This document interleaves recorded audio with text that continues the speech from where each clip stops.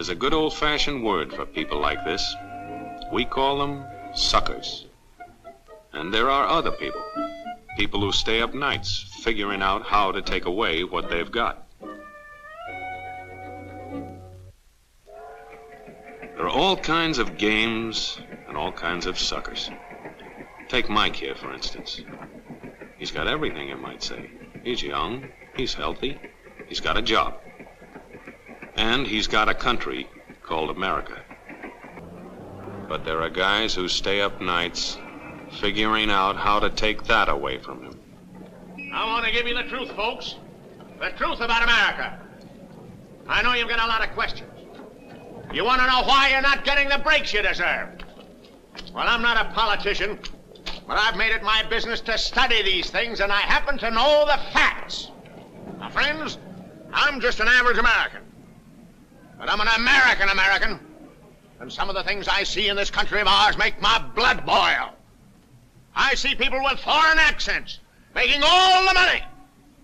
I see Negroes holding jobs that belong to me and you. Now I ask you, if we allow this thing to go on, what's going to become of us real Americans? I've heard this kind of talk before, but I never expected to hear it in America. This fellow seems to know what he's talking about. Yes, he knows all right. What's the answer? What are we real Americans going to do about it? You'll find it right here in this little pamphlet. The truth about Negroes and foreigners. The truth about the Catholic Church. Now, friends, these books are free. Paid for by real Americans who want others to know the truth. Excuse me, young man, but are you actually going to read that stuff? Sure, why not? You heard what he said, didn't you? Yes, I heard. But do you believe in that kind of talk? I don't know. Makes pretty good sense to me. I'm speaking to you as an American.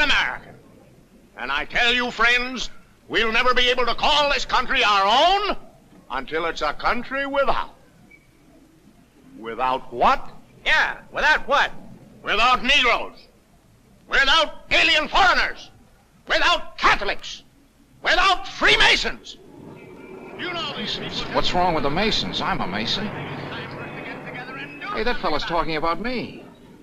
And that makes a difference, doesn't it? We human beings are not born with prejudices. Always they are made for us. Made by someone who wants something. Remember that when you hear this kind of talk. Somebody is going to get something out of it. And it isn't going to be you. This is not classroom theory. In Germany, we have no place for secret societies.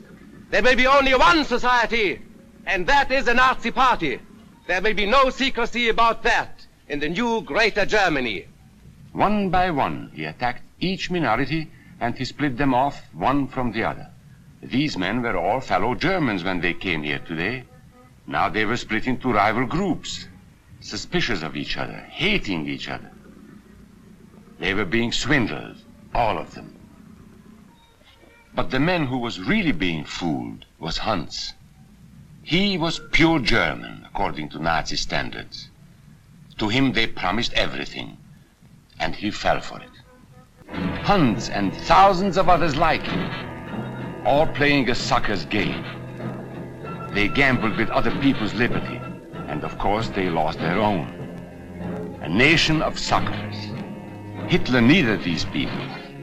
There was lots of work to be done. There were trade unions to be smashed, because unions were organized and might offer resistance. A lot of my German friends wondered what had hit them. How did it happen? Where did it start? It started right here. And this was where it could have been stopped. If those people had stood together, if they had protected each other, they could have resisted the Nazi threat. Together they would have been strong. But once they allowed themselves to be split apart, they were helpless. When that first minority lost out, everybody lost out. They made the mistake of gambling with other people's freedom. Now let's see how those bets paid off. Karl the farmer was gambling on a better life for himself. What he got was extra hours of back-breaking work, as much as 100 hours a week. He was forced to stay on his land and produce what he was told to produce, because now Hitler was preparing for war. For Heinrich, who owned a hardware store, the bet didn't pay off either. 104,000 small businesses were closed in 2 years. And for Hans, conditions hadn't improved any. He had a job now in the munitions factory, but he worked long hours for little pay. The working conditions grew increasingly bad. And even though he didn't like the job, he wasn't permitted to leave it. There still wasn't enough food in his house. Hitler said you couldn't have butter and cannon. So Hans couldn't have butter. The continent of Europe was strewn with millions of German bodies. Pure Aryan bodies. Karl, the farmer, was left in the snow outside of Moscow. Heinrich stayed in Italy at Salerno. And Hans, who was going to rule the world, got only a little patch of Normandy that he could call his own.